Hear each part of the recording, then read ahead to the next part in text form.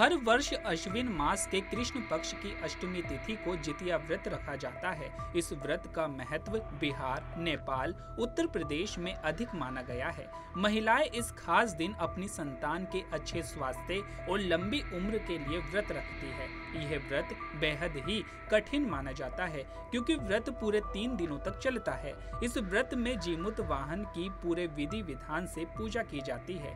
ज्योतिषाचार्य के अनुसार इस वर्ष जितिया व्रत 25 सितंबर यानी आज है। हिंदू पंचांग के अनुसार 24 सितंबर 2024 को जितिया व्रत के नहाय खाए की पूजा होगी और 25 सितंबर 2024 को जितिया व्रत रखा जा रहा है। 25 सितंबर दिन बुधवार को जितिया व्रत की पूजा का शुभ मुहूर्त सुबह 10:41 से लेकर दोपहर के 12:12 तक रहेगा।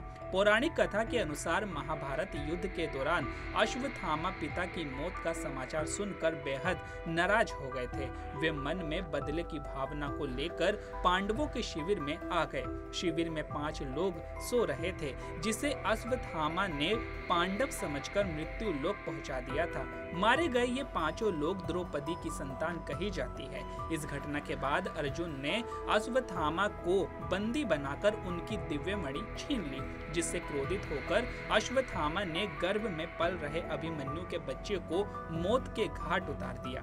इसके बाद भगवान कृष्ण ने अभिमन्यु की पत्नी उत्तरा की अजन्मी संतान को अपने सभी पुण्य का फल देकर गर्भ में ही जीवित कर दिया। गर्भ में पल रहे इस बच्चे को जीवित पुत्रिका का नाम दिया गया। तभी से माताओं द्वारा बच्चे की लंबी उम्र और रक्षा की कामना के लिए जीवित पुत्रिका व्रत रखने की परंपरा शुरू हुई।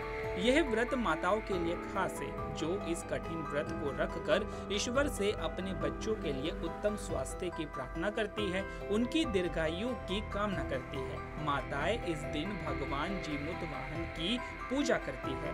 यह व्रत मातृत्व के पवित्र बंधन को दर्शाता है। वहीं भविष्य पुराण में इस व्रत का जिक्र है, जिसके अनुसार शिवजी ने माता पार्वती से कहा कि जो माताएं अपनी संतान की भलाई के लिए जीवित पुत्री का व्रत रखती है, उनकी संतान के जीवन में कभी संकट नहीं आते हैं।